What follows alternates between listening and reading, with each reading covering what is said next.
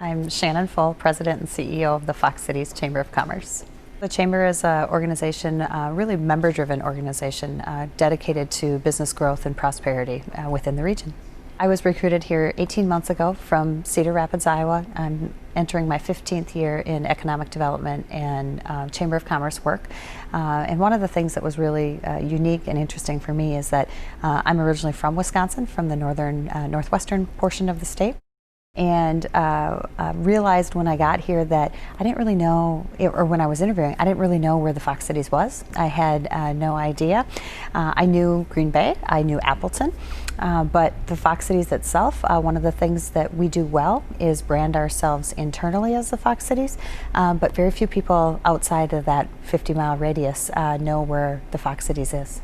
In economic development especially, that's really important because it's all about expanding our existing industries, which clearly know who we are, but any type of global competitiveness that we need to embark on, especially in attracting new CEOs, site selectors to this area for us to relocate businesses, they need to know where we are. And in order to do that, we really need to be on the map.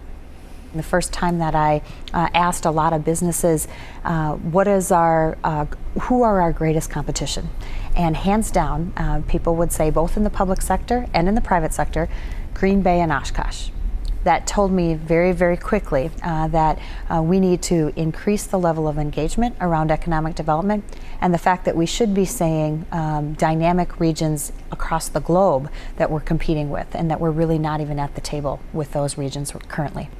Ignite Fox Cities is our comprehensive economic development initiative that we are just launching and embarking on. We've got 5 activity metrics that we're judging our success on, and then 4 outcome metrics. So at the end of 5 years, we envision there will be 1,200 plus jobs in job creation, 55 plus million in new payroll, 350 plus million in capital investment. We identified 4 industry clusters.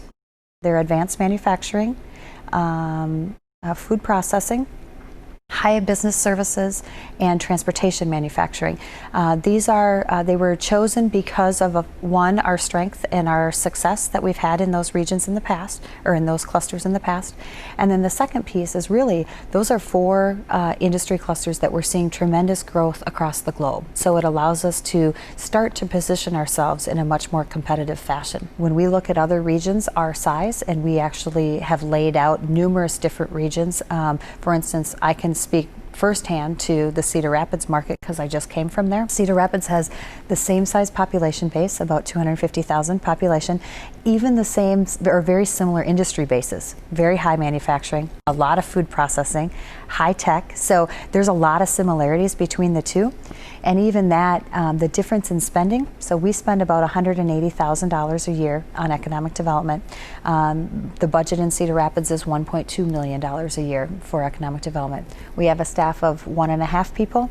Cedar Rapids staff is about 7 full-time people doing nothing but economic development for the region. So that's just one comparison that I put out there where we can actually see some apples to apples. But reality of it is we need investment increases in the public sector as well as the private sector. So we've made some very strong recommendations as I'm out there now meeting with public sector, city officials, elected officials, as well as the private sector, as far as we really need to increase not only our awareness, but our engagement and our investment in economic development.